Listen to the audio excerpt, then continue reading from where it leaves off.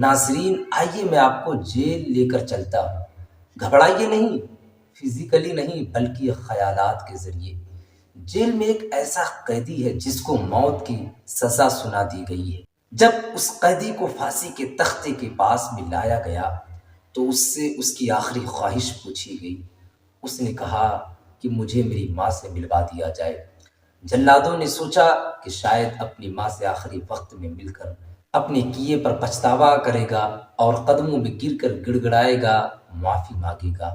یہی سوچ کر اس کی ماں کو بلایا گیا۔ جیسے اس قیدی کی ماں آئی، فوراً وہ قیدی اپنی ماں کو جھپٹ کر پکڑا اور اپنی ماں کو زخمی کر دیا۔ اللہ اکبر! اس منظر کو دیکھنے کے بعد جلاد اور وہاں پہ جتنے لوگ موجود تھے سب تنگ رہ گئے اور اس نوجوان سے پوچھنے لگے کہ یہ تو تمہاری ماں ہے، تمہارا تو یہ آخری وقت ہے، تمہیں تو چاہیے کہ اپنی ماں کے قدموں میں گر کر گڑ گڑاؤ، اپنی ماں سے تمہیں معافی مانگنا چاہیے، لیکن تم نے تو اپنی ماں کو زخمی کر دیا۔ تو اس قیدی نے کہا کہ مجھے بھی پتا ہے کہ اپنی ماں کو مجھے زخمی نہیں کرنا چاہیے تھا، لیکن آج میں پھانسی کے تختے پہ جو کھڑا ہوں، یہاں تک پہنچنے میں اصل ہاتھ میری ماں کا ہے۔ جلادوں نے پوچھا وہ کیسے؟ تو اس قیدی نے پچھلی ہسٹری بیان کرنا شروع کیا۔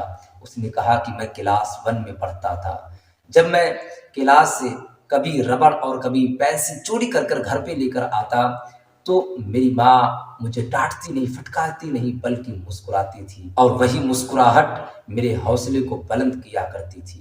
جس طریقے سے میری عمر بڑھتی گئی، میں گاؤں میں چوریاں کرنے لگا، پھر شہر میں چوریاں کرنے لگا، نئے نئے سامان میں گھر میں لے کر آتا، لوگ سامان کو دیکھ کر تو خوش ہوتے، لیکن مجھے کبھی کسی نے تنبیہ نہیں کیا کہ اگر تم چوری کرو گے تو تمہیں پھانسی ہو سکتی ہے، تم جیل میں بند ہو جاؤ گے۔ ایسا کبھی کسی نے مجھے سمجھایا نہیں۔ اور دھیرے دھیرے میں ڈاکوؤں کے گروہ کو جوائن کر لیا اور میں بڑا بڑا ڈاکہ مارنے لگا، یہاں تک کہ میں نے قتل بھی کرنا شروع کر دیا، اور میری ماں نے کبھی مجھے تنبیہ نہیں کیا۔ کاش اگر میری ماں مجھے تنبیہ کرتی، مجھے ڈراتی، مجھے چوری کرنے سے، ڈاکہ ڈالنے سے، قتل کرنے سے اگر روکتی تو آج میں پھانسی کے تختے پر نہ کھڑا ہوتا۔ ناظرین یہ ایک الگ بحث ہے کہ ماں پر ہاتھ نہیں اٹھانا چاہیے، لیکن کبھی کبھی اولادوں کے کچھ برے کاموں میں والدین کا بھی ہاتھ ہوتا ہے۔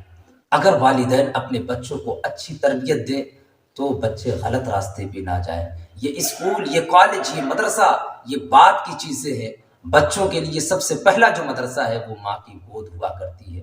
اصل تربیت ماں کی گود میں بچے پاتے ہیں۔ ہم سب کی ذمہ داری ہے کہ ہم اپنے بچوں کو اچھی تربیت دیں۔ اللہ قرآن میں فرماتا ہے یا ایھا الذین آمنوا قوا انفسکم واہلیکم نارا، اے ایمان والو بچاؤ اپنے آپ کو، اپنے آل اولاد کو جہنم کے اس آگ سے جس کے ایندھن انسان اور پتھر ہے۔